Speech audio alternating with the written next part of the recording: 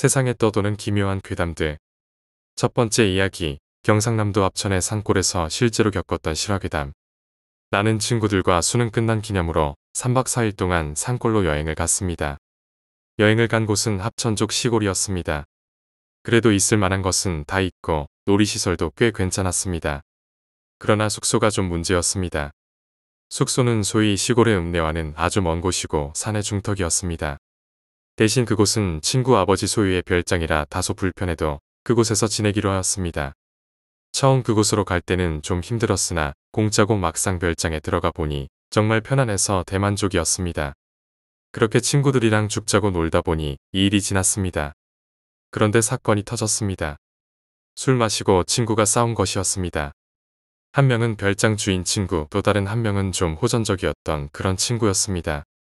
처음에는 두 명의 말싸움이었는데 주인 친구가 너는 여기서 자지 마 라고 해서 다른 친구들이 그건 너무 심하다며 반발한 게 여러 때 한 명의 말싸움이 되어버렸습니다. 주인 친구는 삐져서 그래 내가 나간다 라고 하면서 밖으로 나가버렸습니다. 그러고 한 30분쯤 안 들어와서 우리는 걱정이 되어서 친구 폰에 전화를 했습니다. 조금 있다 친구가 받았고 그 친구는 너희들이랑 잘 기분이 아니다. 혼자 잘 테니 너희들끼리 잘 놀아봐라 하고는 끊어버렸습니다. 우리는 그래도 그 녀석 잘 곳이 있어서 그러는 거 아니겠냐.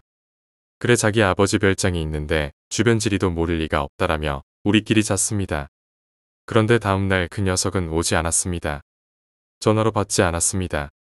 그리고 영원히 오지 않았습니다. 그 녀석이 죽어버린 것입니다.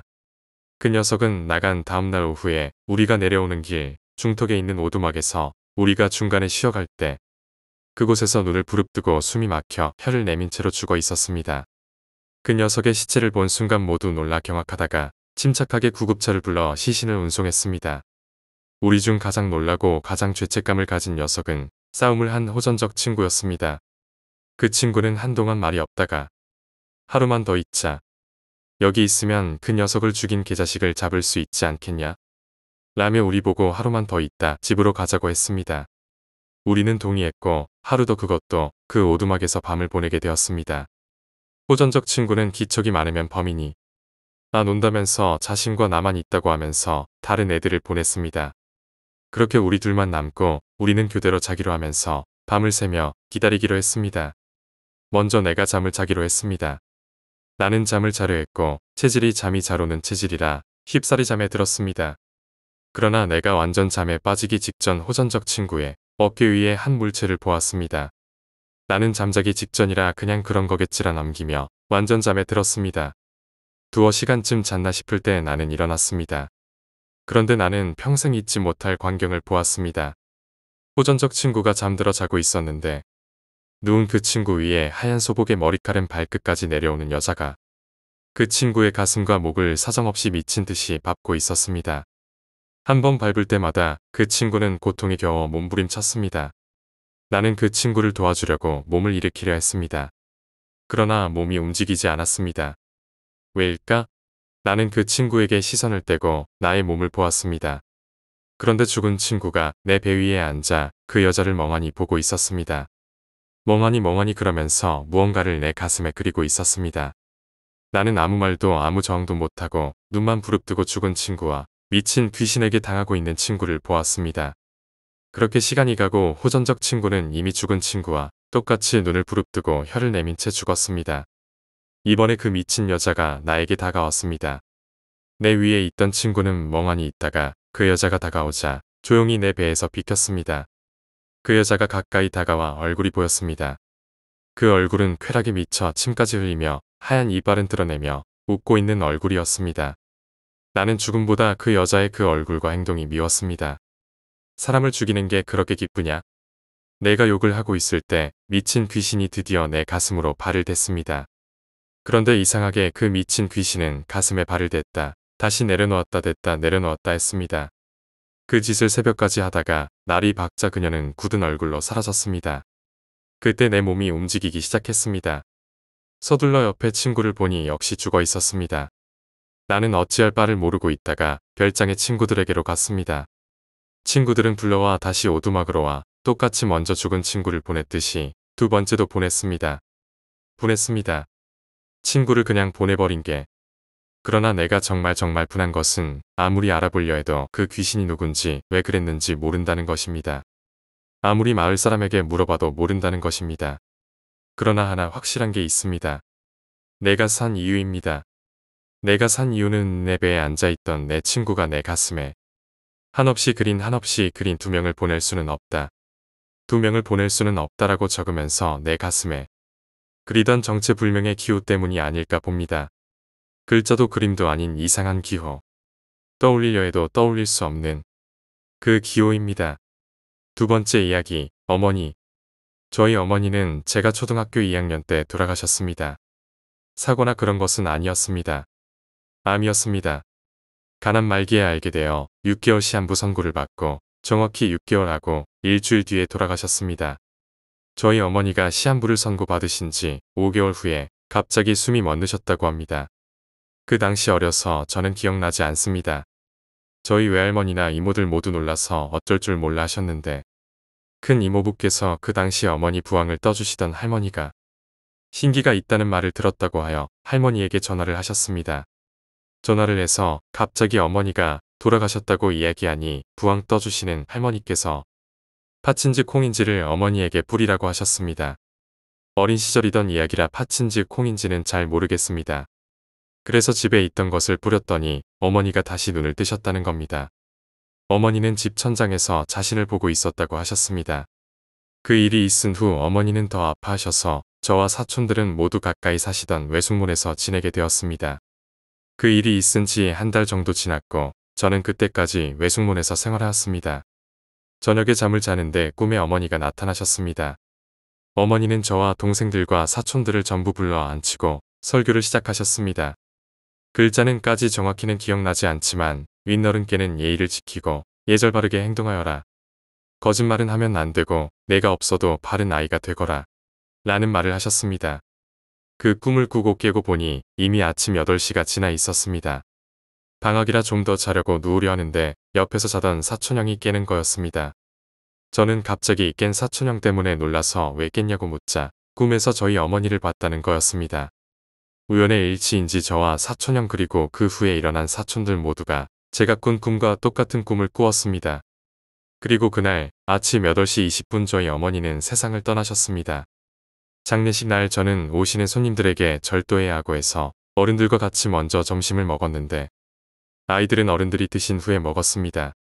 옆에서 이모와 외할머니가 하시는 말씀을 들었습니다. 어머니가 돌아가신 후 저와 사촌들이 같은 꿈을 꾼 날 외할머니와 이모의 꿈에도 어머니가 나왔었다고 합니다. 외할머니의 꿈에는 어머니가 한복을 곱게 차려입고 울면서 외할머니에게 절을 했다고 합니다. 먼저 가서 죄송하다고 다음에 뵙겠다고 그 꿈을 꾸고 외할머니가 일어나신 시각이 8시였다고 합니다. 또 어머니의 장례식이 끝나고 3일 후가 이모의 결혼식이었습니다. 당시 이모는 예전에 결혼을 하셨지만 돈이 없어 결혼식 하지 못하여 그날 결혼식을 올리셨습니다. 이모의 꿈에는 어머니가 나와 결혼식에 못 가 미안하다고 그리고 축하한다고 하셨다고 합니다. 또 이것은 장례식이 끝나고 2달 후의 안사실이지만 어머니 장례식 당시 군대에 있던 삼촌이 하신 말씀이신데 어머니가 돌아가신 날 삼촌 꿈에도 어머니가 나오셨다고 합니다. 도시락을 싸갖고 면회를 와서 밥 잘 챙겨 먹으라고 했다고 합니다. 어머니가 돌아가신 날 모두의 꿈에 나오신 어머니. 단순한 우연일까요? 아니면 어머니의 마음이었던 것일까요? 세 번째 이야기, 군대 괴담. 제가 막 부대로 전입왔을 때 이야기는 시작됩니다. 우리 부대는 특이한 습성이 있었습니다. 전역자들이 팔짱을 끼고 같이 부대 밖을 나가는 것, 그리고 관물대에 하얀 천이 하나씩 놓여져 있다는 것입니다. 어느 부대든 전역하는 사람이 있으면 신병이 들어오기 마련입니다. 그래서 저도 이 부대로 전입을 오게 되었습니다. 내무반에 들어서는 순간 신고라는 걸 하죠. 정말 지금은 추억이지만 그때는 죽을 맛이었습니다. 저의 내무반에도 제대를 며칠 안 남긴 하늘 같은 왕고참 이병장님이 계셨습니다. 전 그 이병장 밑에서 일주일을 같이 있게 되었습니다. 문제의 이 이야기는 여기서 시작됩니다. 전역을 앞둔 이병장님은 기쁘게 될 수도 있는데 전혀 그런 기색이 없었습니다. 정말 이해가 안 갔습니다. 제대 후 뭘 할까? 이런 고민과는 차원이 달랐습니다. 뭔가 내가 알지 못하는 심각한 고민에 쌓여 있는 것 같았습니다. 내무반의 다른 고참도 전역하는 이병장님을 부러워하긴커녕 오히려 불쌍한 듯이 쳐다보는 것이었습니다. 정말 이해할 수 없는 내무반 분위기가 절 더욱 더 불안하게 만들었습니다. 그리고 또 한 가지, 총과 함께 지급되는 하얀 천의 용도도 궁금했습니다. 하지만 신병이라 감히 물어볼 수도 없고, 그러던 중 이병장님과 마지막 밤을 보내던 금요일날 이병장님은 절 조용히 식당으로 부르셨습니다. 그곳에는 이병장님과 같이 전역하는 동기 7명이 같이 있었습니다. 그러나 다들 표정을 보니 전역해서 기쁜 사람은 아무도 없는 것 같았습니다. 전 어색한 분위기 속에서 이병장님이 주시는 술을 한 잔 두 잔 받아 마셨습니다. 정말이지 3개월 만에 처음 먹어보는 알코올이었습니다. 그리곤 이야기를 들려주셨습니다. 한 3년 전에 이 부대 사병 4명들이 휴가를 갔다는 것이었습니다. 그리고 귀대 날짜의 부대와 좀 떨어진 다방에서 다시 모여 부대로 걸어 들어오고 있었습니다. 지리적으로 설명을 덧붙이자면 부대 앞 2km는 산길이고 그 길을 벗어나면 조그만 마을 하나가 있고 버스 타고 40분을 나가야 조그마한 읍이 하나 나왔습니다. 이렇게 다방에서 모인 사병들은 동기들과 마지막으로 술 한 잔씩 하고 해가 거의 질 무렵 부대로 들어왔다고 합니다. 마을을 지나 부대로 들어오는데 그 사병들의 눈앞에 그만 동네 아가씨가 그 산길에 내려오고 있는 것이었습니다. 술기운에 그 사병들은 그만 그 여자를 보는 순간 본능에 이끌려 강간이란 걸 하게 되었습니다. 그녀는 물론 반항했지만 장정 4명에겐 어쩔 수가 없었습니다. 그리고 강간 후 이들은 그만 그녀를 무참히 죽였습니다. 이 병장님이 말하길 나중에 발견된 시체는 머리와 몸체가 분리된 채 발견되었습니다. 그리고 이들은 태연하게 부대로 돌아왔다는군요. 완전 범죄라고 생각한 그들은 별탈 없이 군생활을 하게 되었습니다. 그러다 어느 날인가부터 외곽 초소에서 귀신을 보았다는 사병이 생기더니 어느새 부대 이곳저곳에서 귀신 이야기가 번지기 시작했습니다. 사병들은 심각하게 소대장들에게 보고했지만 군이란 데 원래 고지식한 면이 많잖아요. 특히 귀신 이야기 없는 부대가 어디 있겠습니까? 세월이 흘러 이들 중 한 명이 전역을 하게 되었습니다. 우리 부대는 지리적 여건상 전역자를 아침 일찍 사단으로 보내곤 했습니다. 전역 신고를 마치고 그날은 전역자가 한 명이라 버스를 타고 보내기 위해 아침 일찍 출발시켰습니다. 근데 사단으로 출발한 이 사병이 안 왔다고 사단에서 전화가 온 거예요. 전역할 사람이 탈영할 일은 없다고 생각한 부대에서는 비상이 걸렸지요. 그리고 순찰조가 그 사병의 시체를 찾은 건 새벽이 다 되어서였습니다. 부대 진입로 수풀새에서 목이 꺾인 채 발견되었다고 하더군요. 일단 이 사건은 그냥 이쯤에서 마무리가 되었다고 합니다. 그리고 그 사건이 잠잠해질 무렵 그중 한 사병이 또 전역을 하게 되었습니다. 하지만 그 역시 부대 앞 버스 타는 곳까지도 못 가고 시체로 발견되었습니다. 이에 부대는 완전히 난리가 났습니다. 벌써 2명째. 이틀 후 겁에 질린 나머지 2 사병이 그 사실을 대대장한테 털어놨고 문제의 장소에서 시신 발굴이 있었습니다. 근 1년이 지나도 시체는 별 흠집이 없었습니다. 별로 썩지도 않았고 눈도 떠 있더래요. 정말로 한이 맺힌 것인진 모르겠습니다. 그리고 그 2 사병은 육군 교도소에서 복역 중 정신 이상으로 정신병원으로 이송되어 결국은 자살로 인생을 마무리 지었다고 합니다. 이 사건은 여기서 끝난 걸로 다들 생각했습니다. 하지만 문제는 석 달 전에 전역하던 사람이 또 죽었다는 겁니다. 군인이 귀신을 믿는다는 건 있을 수 없죠. 더군다나 장교들은요. 이에 대대장은 고심 끝에 전역자를 한꺼번에 내보내라고 했다고 합니다. 그리고 나갈 때는 다 같이 팔짱을 끼고 해가 중천에 떴을 때 내보냈다는 겁니다. 그런데 정말 이상한 일이 일어났다는 겁니다. 그중 한 명이 그 사건 현장을 지나갈 때쯤 팔짱을 풀고 무언가에 홀려 숲속으로 들어가더라고요. 동기들은 필사적으로 잡았고 그 사람은 무의식적인 행동을 보였다는군요. 이렇게 해서 겨우 정신을 차린 그 사람이 하는 말에 다들 놀라고 말았습니다. 내가 본 건 하얀 소복을 입은 여자인데 머리를 팔에 들고 있었어. 그리고 날 노려보며 계속 오라고 손짓했어. 라고 그는 그가 무의식 중에 본 걸 이야기했다고 합니다. 일이 이쯤 되자 대대장님은 체면을 무릅쓰고 구실한 걸 하게 되었고 그날 하루는 우리 부대 장병들이 다 같이 절을 올렸습니다. 굿이 끝날 무렵 무당은 이 부대 사병들이 부대 밖을 나올 때는 항상 하얀 천으로 부대 마크를 가리고 나가라는 말을 했습니다. 그래서 지금도 외출이나 휴가, 뭐든지 밖으로 나갈 때는 항상 하얀 천으로 부대 마크를 가리고 나가고 있습니다. 그 후로도 계속 전역자들은 이 공포에 시달렸고 우리 부대에서만은 저녁이 결코 기쁜 일만은 아닌 것이었습니다. 네 번째 이야기, 버스 괴담. 우선 저는 버스 종점 앞에 살고 있습니다. 그 버스가 저희 집 앞 종점에 있는 버스라 저도 가끔씩 탔었습니다. 반대쪽 종점이 오산인가 그쪽이고 그 제 친구도 오산 바로 전 끝에 살아서 항상 학교 끝나고 그 버스만 타고 다녔습니다.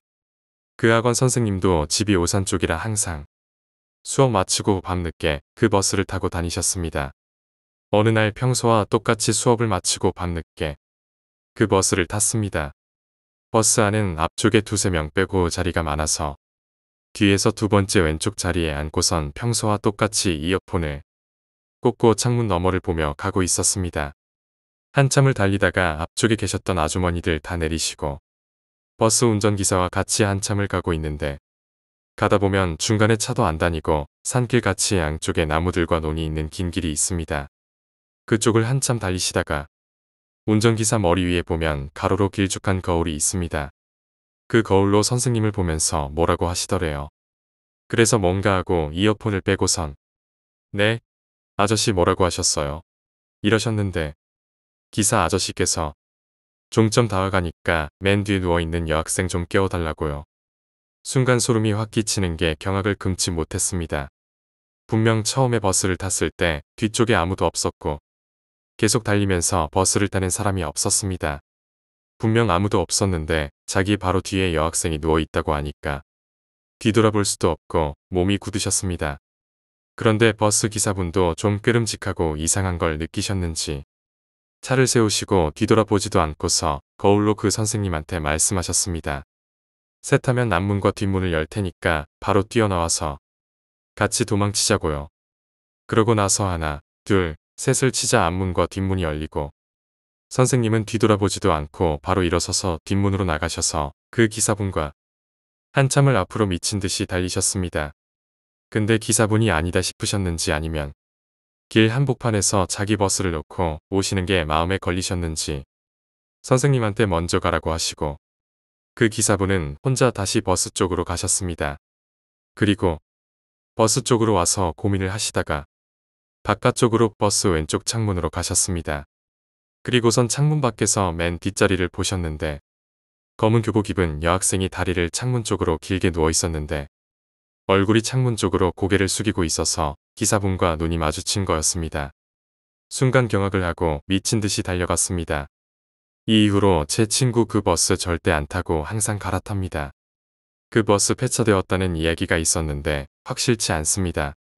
그 사건 이후에도 그 번호의 버스가 계속 있었는데 요즘은 아예 없어졌는지 안 보이더라고요. 다섯 번째 이야기, 가위의 끝. 저의 집의 불길한 기운 때문인지 모르겠지만 이사 온 후부터 정말 좋지 않은 일이 연속이었습니다. 한때 잘 나가던 집이 무너지기 시작했습니다. 친척들도 많이 도와주고 남들에게 꿀리지 않을 정도로 살았습니다. 친구들이 집에 놀러 오면 어머니께서 항상 친구들에게 먹을 것이며 용돈도 줄 정도였습니다. 이사 온 후부터 일이 꼬이기 시작했습니다. 잘 키우던 개가 버스에 치여 죽고 다시 개들을 키워도 저녁에 사나워져서는 정말 동네가 떠나가라 짖었습니다. 다음 날이면 병에 시들어 어떻게 고칠 방도가 없었습니다.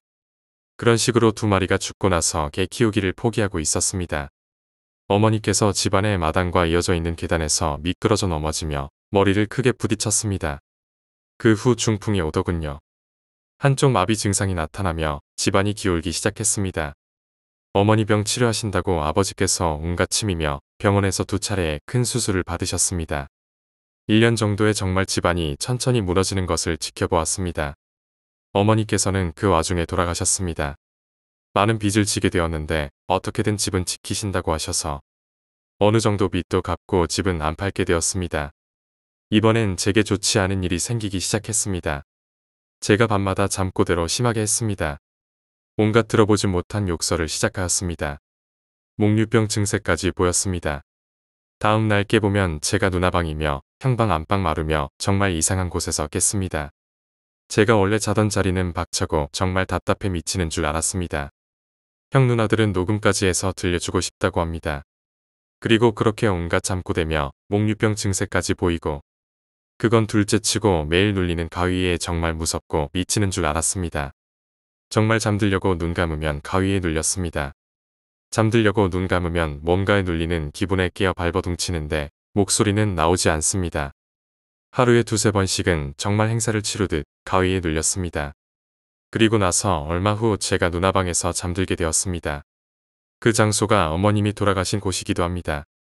잠을 자고 있는데 꿈을 꾸었습니다. 꿈이라고 하기에는 믿기 어려울 정도로 생생했습니다.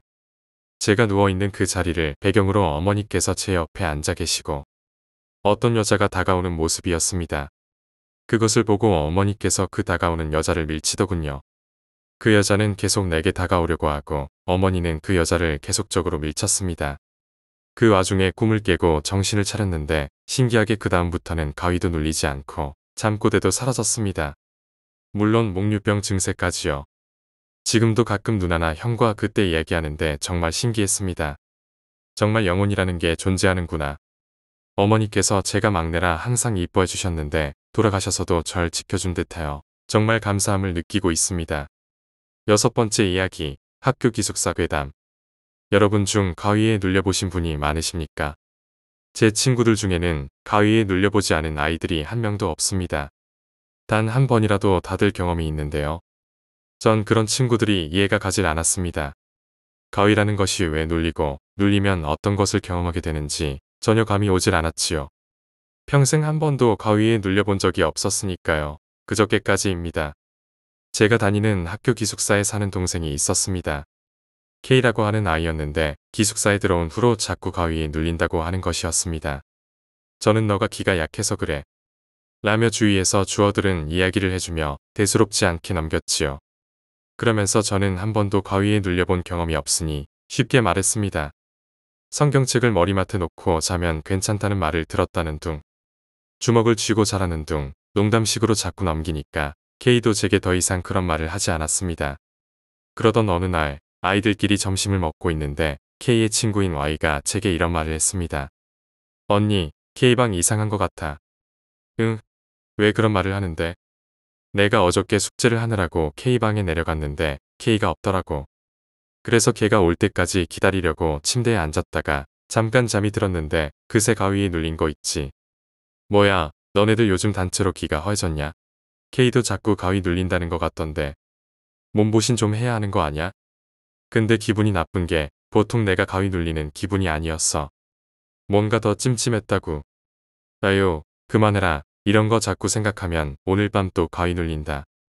Y는 뭔가를 더 말하려고 했지만 전 쓸데없는 말하지 말라며 더 듣지 않았습니다. 그리고 그저께 학교에 갔는데 몸이 너무 안 좋았습니다. 심한 복통 때문에 더 이상 수업을 들을 수가 없어서 밖으로 나왔는데 마침 K와 마주쳤습니다. 언니, 괜찮아? 어디 아파? 배가 좀 아프네. 내 방 가서 좀 누워있을래? 난 지금 도서실에 가서 자료 좀 찾아봐야 하거든. 그럼 나야 고맙지. 이렇게 해서 전 K 없는 방에서 혼자 잠시 누워있게 됐습니다. 진통제를 먹고 누워있다 보니 잠이 솔솔 오더군요. 깜빡 잠이 들었나 봅니다. 잠결에 전 누군가가 K의 방문을 열고 들어와 살금이 제가 누워있는 침대 곁으로 다가오는 것을 느꼈습니다. 전 K가 필요한 것을 찾으러 방에 돌아온 줄 알고 그냥 눈을 감고 있었습니다. 그런데 K였다면 필요한 것을 찾고 바로 나가야 할 텐데 그 존재는 제가 누워있는 침대에 걸터앉는 것이었습니다. 전 약 기운도 있고 귀찮기도 해서 그냥 계속해서 눈을 감고 자는 척을 했습니다. 그 존재는 아주 조심스럽게 조용히 내 손을 자신의 손으로 움켜잡았습니다. 그러더니 그냥 손을 잡는 게 아니고 깍지를 끼어 손을 잡는 것이 아니겠습니까? 그 사람, 아니 그 존재의 손가락 마디마다 제 손의 마디마다를 통해 느껴졌습니다. 미지근하고 습기가 배어있는 축축한 손이었습니다. 소름이 끼치더군요. 수업이 끝나 아이들이 기숙사에 돌아올 시간이었는지 방문 밖에는 왁자지껄 아이들이 얘기하는 소리가 들렸습니다. 눈을 뜨고 이 존재를 확인하고 싶었습니다. 하지만 전 눈을 뜰 수가 없었고 고개조차 옆으로 돌릴 수가 없었습니다. 겁이 나 아직도 그 존재에게 잡혀있는 손을 빼내려고 했습니다. 하지만 손을 빼려고 힘을 주면 줄수록 제 손에 깍지 끼어져 있는 그 존재의 손에도 힘이 들어가기 시작했습니다. 얼마나 그러고 있었는지 모릅니다. 제가 있는 힘을 다해 제 손을 조금 빼내자 그 존재의 손이 제 손을 다시 움켜잡고선 위로 들어올렸습니다. 그리고 느껴지는 것은 제 손이 그 존재의 입속으로 들어간다는 것이었습니다. 뜨거운 입김이 느껴지고 그 존재의 혓바닥과 입천장이 느껴졌습니다. 온몸에 소름이 돋으면서 무서움에 떨기 시작했습니다. 제 손에 그 존재의 목구멍까지 느껴졌을 그때 방문이 열리면서 K가 들어왔습니다. 그리고 저를 깨웠습니다. 언니, 좀 괜찮아? 바로 떠지는 눈. 주위를 두리번 거렸을 때 옆에는 K밖에 없었고 식은땀에 젖고 천근만근 무거운 몸을 침대에서 바로 일으켜 세워 복도로 나왔습니다. 그 방에는 1초도 더 있기가 싫었습니다. 밖에 나와 소파에 앉은 저는 잠시 정신을 가다듬은 후 K에게는 집에 간다고 하고 바로 기숙사를 나왔습니다. 보통 사람들이 가위에 눌리면 듣는다는 소리나 본다는 것을 저는 보지도 듣지도 못했습니다. 하지만 전 제가 겪고 느낀 것이 가위라고 생각합니다. 아직까지 그 느낌이 생생해서 그저께 겪은 일을 떠올릴 때마다 소름이 돋습니다. 7번째 이야기, 이상한 이야기. 제가 어렸을 때 이야기입니다. 저는 강원도 산속에 위치한 한 시골에 살았습니다. 동네 사람들은 산을 3개 넘어야 나오는 시내장에 나가서 나물이나 약초 등을 팔아서 겨우겨우 끼니를 이어가며 살았습니다. 어느 날 시내에서 친구들과 너무 늦게까지 놀다 보니 밤 8시가 넘어서야 집에 가기 위해 산을 넘게 되었습니다. 산을 넘어가고 있는데 멀리서 한 인형이 보이더군요. 전 허겁지겁 달려갔습니다. 그러자 동네에 사는 할머니가 쓰러져 있더군요. 저희 동네에 살던 떡장사 할머니 이야기입니다. 이 할머니에게는 자식이 하나 있었습니다. 이 아이는 공부를 잘해서 멀리 시내의 중학교에서 공부를 배웠습니다. 어느 날 밤 아이가 중학교에 간 지 2년째 되던 날 아이가 집에 돌아왔습니다. 할머니는 3년을 기약하고 간 중학교건을 왜 돌아왔느냐라며 꾸짖었다고 합니다. 그러자 아이는 이미 제 능력이 3학년을 넘었습니다.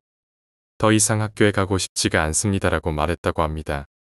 그러자 할머니는 불을 끄더니 나는 떡을 썰 테니 너는 정석을 풀어라라며 떡을 썰기 시작했습니다. 그러자 문제를 풀지 못한 소녀는 눈물을 흘리며 집을 뛰쳐나갔습니다. 할머니는 가슴이 아팠지만 자식을 위해서 어쩔 수 없이 보내야만 했다고 합니다. 그리곤 다음날 할머니는 아침 일찍 떡을 팔러 시내로 나갔습니다. 그러나 웬일인지 떡이 한 개도 팔리지 않았습니다. 밤늦게까지 팔았지만 한 개도 못 팔고 그냥 돌아오셔야만 했다고 합니다. 밤늦게 어두운 산길을 걷고 있을 때였습니다. 갑자기 부스럭부스럭 소리가 나기 시작했습니다. 그런데 갑자기 풀들이 심하게 떨리더니 호랑이가 나타났습니다. 호랑이는 할머니를 보더니 어흥떡 주면 안 잡아먹지라고 외쳤습니다. 할머니는 미처 호랑이 말을 배우지 못해 무슨 소린지 알아듣지 못하셨답니다. 그러자 호랑이는 할머니 다리를 분지르고는 떡바구니를 들고 도망갔답니다. 간이 할머니가 다리가 부러지신 채로 쓰러져 있으셨습니다. 나는 할머니를 업고 시내 병원까지 달려갔습니다. 병원에 도착하자 할머니는 내 손에 박씨 한 개를 쥐어주며 내 성의인이 가거든 밭에 심어보라 하셨습니다. 나는 밭에 잘 심은 후 집에 가서 잠을 잤습니다. 다음날 아침 글쎄 우리 밭엔 커다란 박나물이 머리를 바닥에 처박은 채 하늘을 향해 솟아 있었습니다. 과연 저 위에는 무엇이 있을까 궁금해진 저는 등산 장비를 맞추고 그 박나무를 기어 올라갔습니다. 2시간 정도 지났을까 정상에 도착하니 구름 위에 있더군요. 주위를 둘러보니 저 멀리에 큰 성이 보였습니다. 올라오느라 너무 힘이 빠진 나는 그 큰 성으로 가봤습니다. 도착하니 커다란 호랑이가 탁자 위에서 떡을 먹으며 황금알을 가지고 있는 게 아니겠어요. 호랑이는 한참을 떡을 먹더니 그대로 고꾸라져 잠들어 버렸습니다. 나는 나도 모르게 그 알을 향해 다가가고 있었습니다. 주인은 그야말로 적막했습니다. 조용히 다가가서 알을 쥐는 순간 갑자기 알이 깨지면서 웬 새가 나왔습니다. 이 새는 대뜸 나오더니 꽥 하고 소리를 질렀습니다. 저는 그 새를 움켜쥐고 박나무를 향해 냅다 뛰었습니다. 뒤에는 커다란 호랑이가 내 뒤를 바짝 쫓고 있는 게 아니겠어요. 난 박나물에서 하강 리프트를 순식간에 했습니다. 그리고는 근처 나무로 뛰었습니다. 내가 나무에 올라가자 호랑이는 나무 근처를 빙빙 돌며 저를 향해 날카로운 발톱을 세웠습니다. 다행히 나무 위로 올라온 나는 밑을 보고서야 안심을 할 수 있었습니다. 호랑이가 나를 보며야 그 나무 위에는 어떻게 올라간 거니? 라고 물었습니다. 그러자 갑자기 새가 도끼로 찍고 올라왔지라며 지저귀기 시작했습니다. 그러자 호랑이는 나무를 도끼로 찍으며 저를 향해 올라오는 게 아니겠어요. 그때 갑자기 화살이 날아오더니 호랑이를 맞췄습니다. 그리고는 풀숲에서 웬 선비가 나타나더니 괜찮습니까? 이런 호랑이라니 라며 제게 외쳤습니다. 전 목숨을 구해주신 그 선비에게 너무 고마워서 작은 성이라도 보이기 위해서 그 선비에게 새를 선물로 주었습니다. 나는 선비입니다. 며칠 전 꽃사슴이라는 청년이 베트남 선녀와 결혼하게 해준다는 말에 꼭 해서 돈 300만 원을 건네주었습니다. 하지만 만나기로 한 계곡 대중목욕탕 사우나에 가보니 아무도 없었습니다. 그때서야 나는 사슴에게 사기를 당한 것을 알게 되었습니다.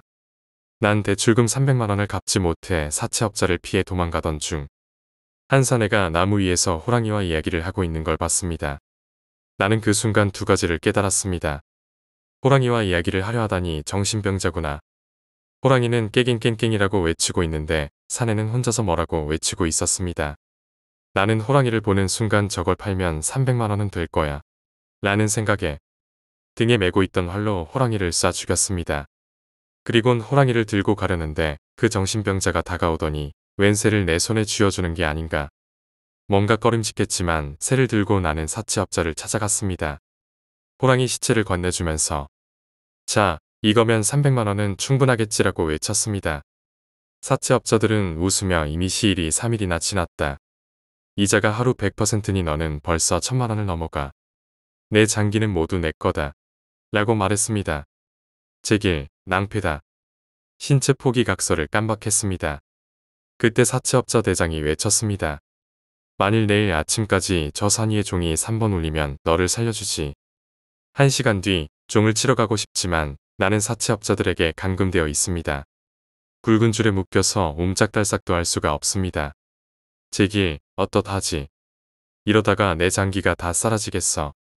고민을 하고 있는데 그 정신병자가 준 새가 내게 말을 걸어왔습니다. 주인님, 제가 가서 그 종을 치겠어요. 너같이 작은 새가 그 종을 어떻게 친단 말이냐. 걱정 마세요. 꼭 해내 보이겠어요. 그리고는 그 새는 밖으로 나가기 위해서 문 쪽으로 뛰어갔습니다. 잠깐만, 네 이름이 뭐지? 제 이름은 미운 오리 새끼입니다. 그리고는 그 새는 문 밖으로 달려가기 시작했습니다. 나는 미운 오리 새끼입니다. 어려서 오리 엄마에게서 태어났지만 엄마는 우리 형제를 낳자마자 옆집 사는 청둥오리에게 빠져서 짐 싸들고 도망을 가셨습니다. 그래서 아버지가 우리 형제들을 키우셨습니다. 아버지는 눈이 안 보이십니다. 이유는 모르지만 어렸을 때부터 안 보이셨다고 합니다. 나는 형제보다 못생겼기에 항상 형제들에게 미움을 받아야만 했습니다. 너같이 못생긴 애랑 있으면 다른 오리들이 안 놀아준단 말야.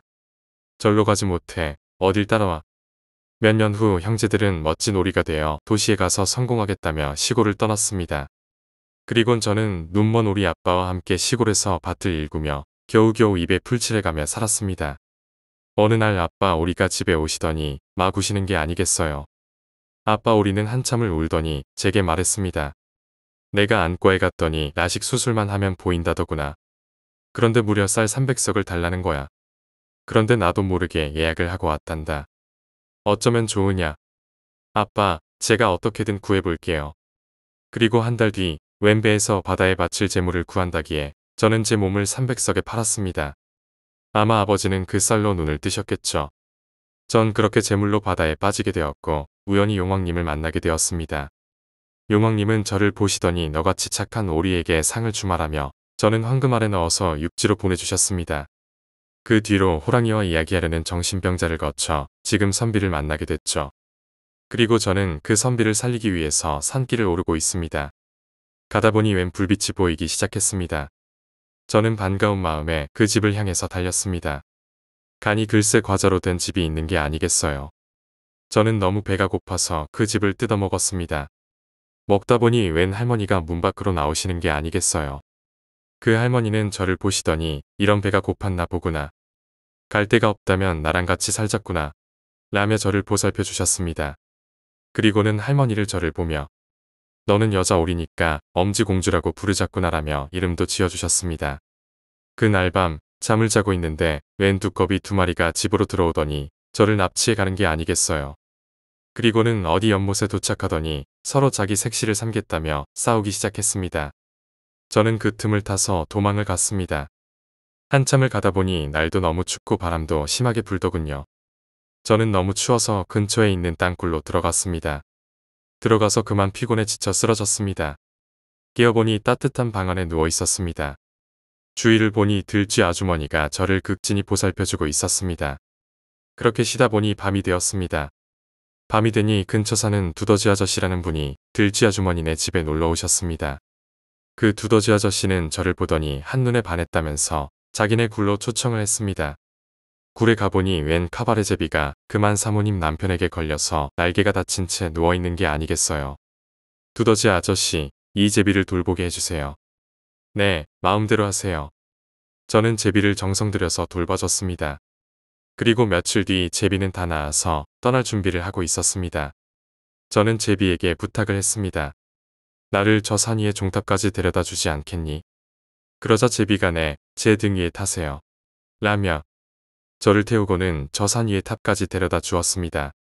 도착하니 큰 종이 웬 기둥에 묶여 있었습니다. 오래된 듯했지만 꽤나 반짝이는 거울 같은 종이었습니다. 전 그 종을 보는 순간 깜짝 놀랐습니다. 그 종에 반사된 제 모습을 보니 글쎄 제가 백조가 돼 있는 게 아니겠어요. 하얀 깃털의 긴 목, 날씬한 허리. 정말 너무 아름다웠습니다. 그래, 난 백조였던 거야. 전 종을 크게 3번 치고 산을 내려가서 선비님께 돌아갔습니다. 하지만 이미 선비님은 날이 너무 지나서 사채업자들에게 장기가 팔린 채로 팔려가셨더라고요.